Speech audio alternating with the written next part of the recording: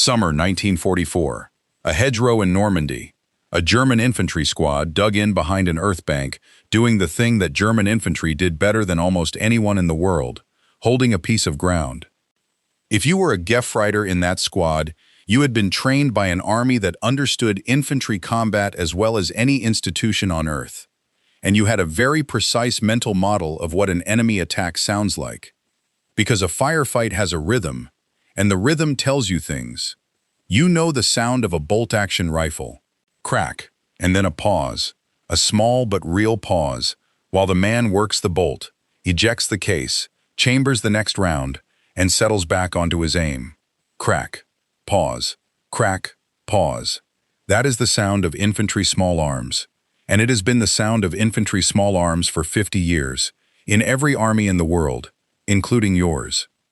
And you know what happens at the end of it. 5 rounds, and then the rifle is empty, and the man must reload. A longer pause, a real gap in his fire, and if you are attacking or maneuvering, that gap is your opportunity. Fire and movement is built on it. You move when the other man is reloading. So you listen to the rhythm and you count. Every experienced infantryman on every front in that war was, at some level, counting. And then the Americans came at your hedgerow, and the rhythm was wrong. There was no pause. Not the small one, and not the big one. The fire from the American position did not have the stuttering, punctuated quality of rifle fire. It came in a continuous, rolling, overlapping stream, shot after shot, from all along their line, with no gap that you could use, no moment when the fire slackened and you could lift your head or move a man forward. And it did not stop for a reload. Or if it did, you could never find the moment, because there were so many rifles and none of them seemed to run dry at the same time. The conclusion a German soldier reached, listening to that, was the natural one. They must all have machine guns. Or, and this was the more common and more contemptuous version, they are simply wasting ammunition on a colossal scale, firing wildly, blazing away with no discipline because they have limitless supply and no need to aim. He was wrong on both counts. They did not all have machine guns, and they were not, mostly, wasting ammunition. They were carrying something that his army had considered, and understood, and studied, and had decided it could not afford to give to an ordinary infantryman. And here is the fact that should stop you, because it is one of the strangest asymmetries of the entire war. In 1944, the standard rifle of the German infantryman, the weapon carried by the great bulk of the finest infantry army in Europe, was a bolt-action rifle whose design dated back to the 1890s. A superb weapon, accurate, reliable, beautifully made. And functionally, in its rate of fire, the same kind of weapon their fathers had carried in the trenches 30 years earlier. The American infantryman was carrying a semi-automatic rifle. 8 rounds, 1 squeeze of the trigger per shot, no bolt to work, no pause between aimed shots. The most technologically sophisticated military nation in Europe sent its infantry to war in 1944 with the rifle of the First World War. The nation the Germans dismissed as a country of shopkeepers and car salesmen put a self-loading rifle in the hands of every ordinary rifleman. That is not a small technical difference. That is a completely different theory of what an infantry squad is. And it is the same theory appearing again in a new place that runs through every single episode of this channel. This is not a story about rifles. This is a forensic audit of where an army puts its firepower, concentrated in one magnificent weapon served by specialists or distributed into the hands of every ordinary man in the squad, and of what happens to each kind of squad when the shooting starts and the specialists begin to die. Part 1. The German Calculus. We have to begin by demolishing the idea that the German squad was weak, because it was not. It was one of the most lethal small unit organizations ever devised, and if you think this story is about German backwardness, you will misunderstand all of it. The German infantry squad was not built around the rifle at all. It was built around the machine gun. The German answer to squad firepower was to concentrate it, to take one extraordinarily good weapon and organize the entire squad around serving, protecting, and moving it. The riflemen in a German squad were, to a significant degree, there to support the machine gun. They carried spare barrels and ammunition for it. They protected its flanks. They provided local security while it did the killing. The squad's whole tactical purpose flowed from that gun, and that gun was the MG-42. It is difficult to overstate how good it was, or how frightening. It fired at a rate so high that the individual shots could not be distinguished. Allied soldiers described the sound not as a series of shots, but as a tearing noise, like heavy cloth being ripped, and they gave it nicknames, born of genuine dread. It could put out a volume of fire that nothing in the American squad could match. It was reliable, it could change barrels in seconds, and it was made in enormous numbers by German standards. An American infantry squad that walked into the beaten zone of a well-sighted MG-42 was in mortal, immediate danger, and every American infantryman who fought in Normandy knew that sound and feared it more than almost anything else on the battlefield. So the German calculus was not stupidity. It was a coherent and formidable design. Put your firepower in one superb weapon, train specialists to serve it, and build the squad around it. And the reason the Germans chose that design is the reason they chose everything else. And by now, you know what it is. They could not afford the alternative. A semi-automatic rifle is a far more complex object than a bolt-action rifle. It has a gas system, a moving operating rod, a self-loading mechanism with tight tolerances, and it requires more machining, more precision, more skilled labor, and more high-quality steel per unit than a bolt-action rifle does. To equip an entire army with one, you must be able to manufacture millions of complex precision mechanisms and supply spare parts for all of them. The Germans knew this. They were not ignorant of self-loading rifles. They developed them. They fielded them in limited numbers.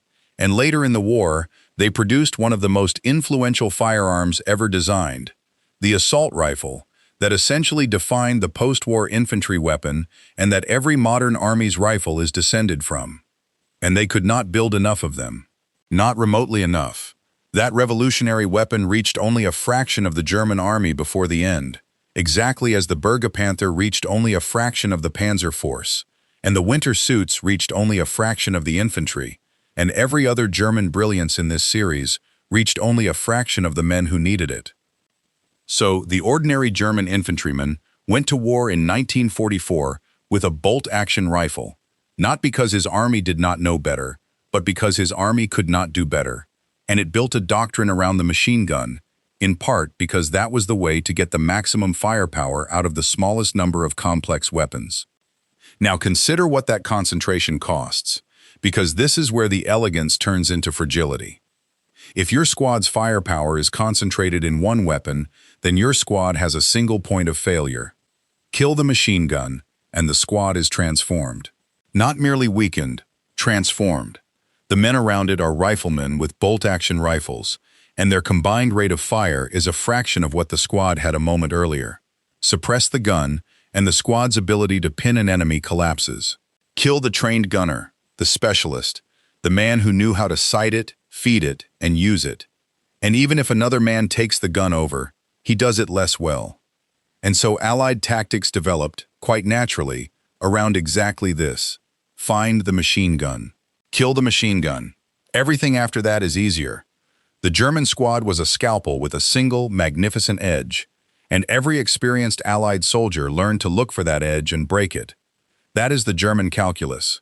A superb squad built around a superb weapon, chosen partly on merit and partly because complex self-loading rifles could not be produced in the millions by an economy already breaking.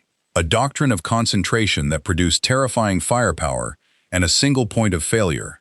And an ordinary infantryman carrying a rifle designed in the 1890s, working a bolt between shots, while the man in the hedgerow opposite squeezed a trigger 8 times. Now let us look at what that man was carrying. Part 2. The American Answer. The American decision was made before the war, and it was expensive, and it was one of the best decisions any army made in the 20th century.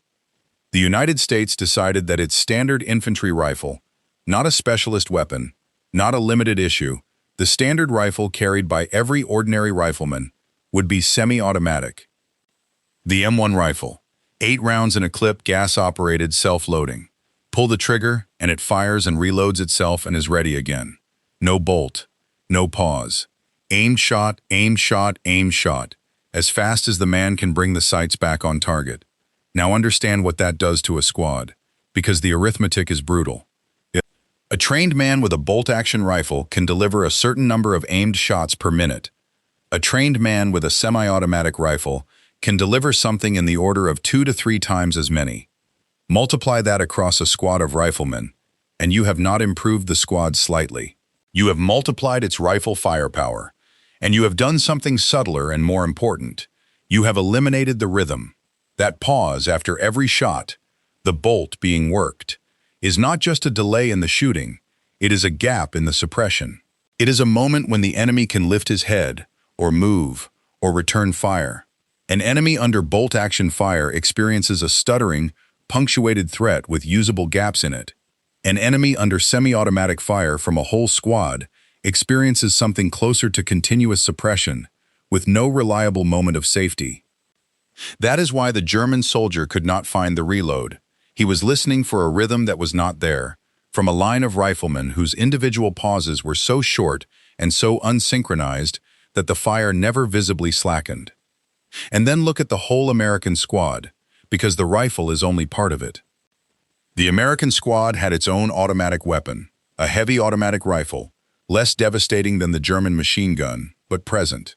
And it had riflemen whose individual firepower was so much higher than their German counterparts that the squad did not depend on the automatic weapon in the way the German squad depended on the MG-42.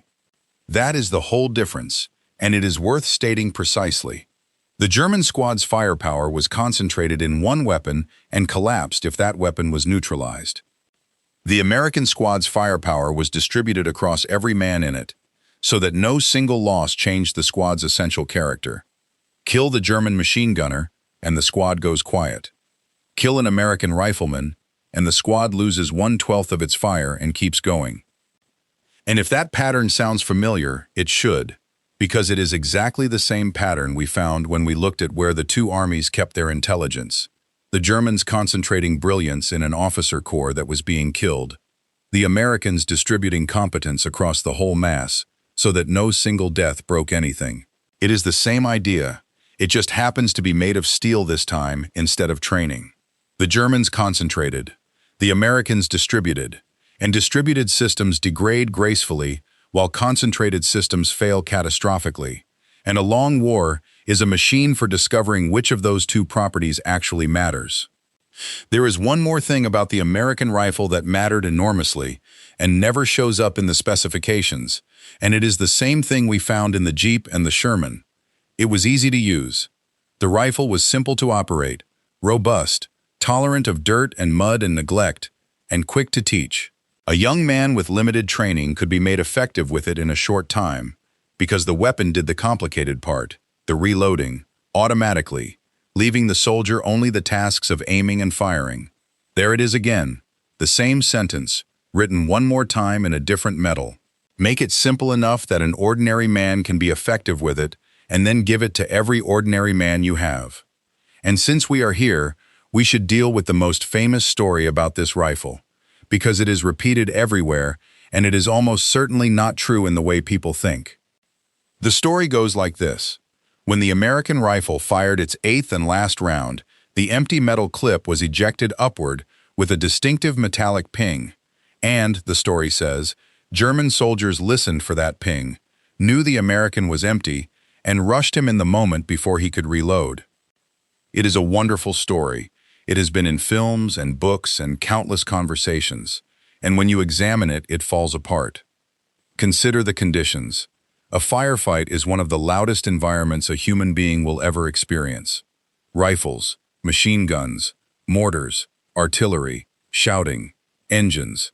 The idea that a man under fire, at 50 or 100 meters, wearing a steel helmet, with his ears ringing, could reliably pick out one small metallic ping from one specific enemy rifle and identify which enemy and act on it before that man's squadmates cut him down, does not survive contact with what combat is actually like. And there is the more basic objection. A rifleman is not alone. Even if a German could hear the ping, the American next to that man is not empty, and neither is the man beyond him. And rushing a squad because one of its rifles has run dry is an excellent way to be killed by the other 11. The story survives because it is a good story, and because it flatters a certain idea that there was some clever trick, some human ingenuity that could counter the machine, but there mostly was not. That is the uncomfortable point of this entire series. Against a distributed system, cleverness at the individual level does not save you. There was no listening trick that solved the American squad, any more than there was a clever way for a German mechanic to solve the fact that the enemy had one standardized fuel and he had 6. The ping is a myth about how a resourceful man might beat a system. The war was mostly a story about how he could not. Part 3. The River of Steel. Everything above is a design decision. What made it a strategic fact was production, and here the numbers do what they always do in this series. The United States manufactured its semi-automatic rifle in quantities measured in the millions, not thousands, not hundreds of thousands. Millions of complex, precision, self-loading mechanisms, produced to interchangeable standards, supplied with spare parts, and distributed to every rifleman in the Army. Think about what that requires. Every one of those rifles contains a gas system and an operating mechanism machined to tolerances that a bolt-action rifle does not demand. To make millions of them, you need an industrial base with enormous precision machining capacity, a huge supply of quality steel, an army of trained machine operators, and an interchangeable parts culture deep enough that a broken component can be replaced from a crate anywhere on Earth. The United States had all of that, and it had it because it had spent a century building exactly that kind of industry, the same industry that made the Jeep, and the interchangeable Sherman parts, and the standardized fuel can. Germany, fighting on multiple fronts with a strained industrial base under increasing bombardment, could not do it. It produced its revolutionary assault rifle in numbers that were significant but nowhere near enough to re-equip an army of millions, and the ordinary German infantryman finished the war with the same bolt-action rifle he had started it with. And the ammunition question is inseparable from this, because a semi-automatic rifle in the hands of every man consumes ammunition at a rate that a bolt-action army does not. This is precisely why some armies feared self-loading rifles. There was a genuine, serious, professional worry, held in many armies before the war, that giving ordinary soldiers self-loading rifles would lead to wild, undisciplined firing and an unsustainable ammunition burden. That fear was not foolish. For an army with a fragile supply chain, it was correct. The Americans could ignore it, not because they were more disciplined, they were, if anything, less so, but because the ammunition was simply there, delivered by the same river of trucks and ships and depots that carried the fuel and the shells and the socks. An American rifleman firing at a higher rate was drawing on a supply that did not run out. A German rifleman firing at that rate would have emptied his squad's reserve and had nothing to replace it with. So the higher rate of fire was not merely a weapons decision. It was a logistics decision, made possible by the same abundance that runs through every episode of this series. The Americans could put a fast-firing rifle in every man's hands because they could afford to feed it. And there is a final consequence that is easy to miss, and it is about the men rather than the machines. A distributed firepower squad demands more of its ordinary soldiers. If every rifleman's fire matters, then every rifleman must be trained to shoot well, to control his rate, to use his sights, to conserve when he must. It is not enough to protect the specialist with the machine gun. Each man is a firepower unit in his own right. And that is a demand the American training system could meet, because it was built, as we saw in an earlier audit, to lift the many rather than to perfect the few. Millions of men, standardized training, common marksmanship instruction, all to a baseline that made the ordinary rifleman genuinely effective. The weapon required a competent ordinary soldier, and the American system was designed to produce competent ordinary soldiers at industrial scale. Every part of it fits together. It always does. Part 4. The German realization. The Germans understood the American rifle very clearly indeed, and there is no better evidence of that than what they did when they captured one. German soldiers who got hold of an American semi-automatic rifle kept it and used it. This is well attested. The weapon was known, respected, and prized, and German troops who could keep one supplied with captured ammunition often preferred it to their own rifle. Captured enemy weapons were formally catalogued and issued designations by the German army, and the American rifle was among the weapons they were happy to press into service. That is the same story we have told in every episode. The Germans could recognize the superior thing instantly. They could capture it, use it, and admire it. What they could not do was produce it. And a weapon you can only obtain by taking it off a dead enemy is not a system, it is a souvenir with a countdown attached. Because when it breaks or the ammunition runs out, there is nothing behind it. And the deeper German realization was about the shape of the fight itself. Experienced German soldiers came to understand that American infantry attacks could not be handled the way they handled other opponents. The fire did not slacken predictably. The maneuver gaps that a bolt-action enemy handed you did not appear, and when they attacked American positions, they ran into a wall of small arms fire whose density did not match their estimate of how many men were opposite them. There is a persistent theme in German accounts of fighting Americans, an overestimation of American numbers. German units frequently reported facing larger enemy forces than were actually present. Some of that is the ordinary fog of war, but part of it is a straightforward consequence of firepower distribution. If a squad of 10 Americans is producing the volume of aimed fire that would require 20 or 30 bolt-action riflemen to produce, then a German commander estimating enemy strength by the weight of fire coming at him will systematically overestimate what he is facing. The rifle was, in effect, making the American army look bigger than it was, and the Germans could not answer it, for all the reasons this channel exists.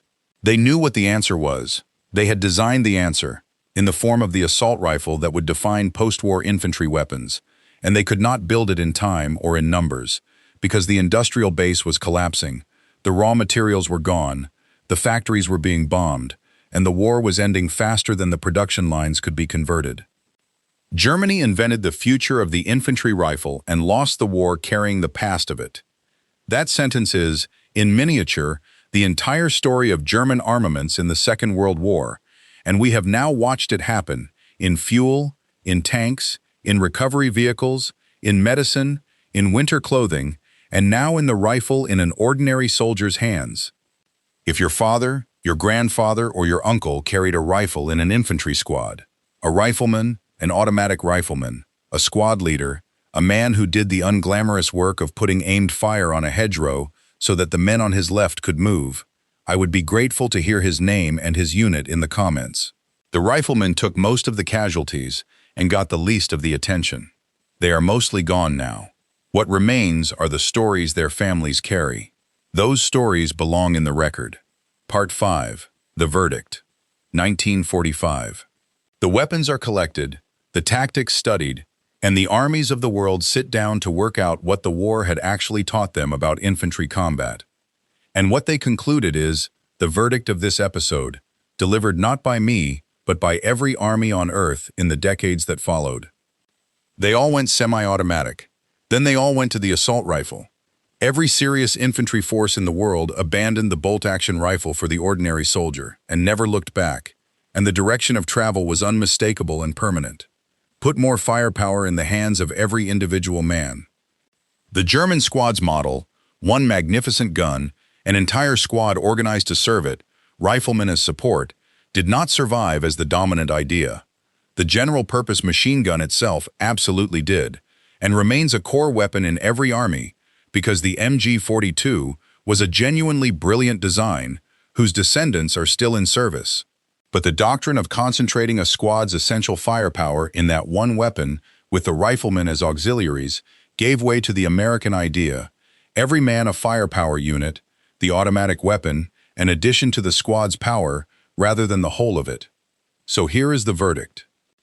The German infantry squad of the Second World War was, weapon for weapon and man for man, superbly designed and terrifyingly effective, and it was built around one of the finest small arms ever made. And it had a single point of failure, and the enemy learned to find it. The American squad was built on the opposite principle, and it was less elegant, and it required a far greater industrial effort, and it demanded competence from every ordinary man rather than excellence from a specialist, and it had no single point of failure at all. Germany concentrated its firepower in one gun and organized a squad around it. America put firepower in every man's hands and organized nothing around anything. And the German soldier in that hedgerow, listening for the pause that never came, counting for a reload he could never find, was not listening to wasteful fire from an undisciplined enemy. He was listening to the sound of a decision, made years earlier, in a country he had never seen, by people who had concluded that the ordinary man should be given the best tool that could be built and then trusted to use it. There was no pause because there was no bolt. There was no bolt because a nation had decided that its ordinary riflemen were worth the most complex rifle it could mass produce. And there was no gap for him to move into, because in that squad, unlike his own, there was no one man whose silence would make the rest of them quiet. The Germans could afford one magnificent gun. The Americans could afford to arm everybody. If this forensic audit gave you something to think about, hit the like button. It keeps this channel visible to the people who want the history the way it actually happened.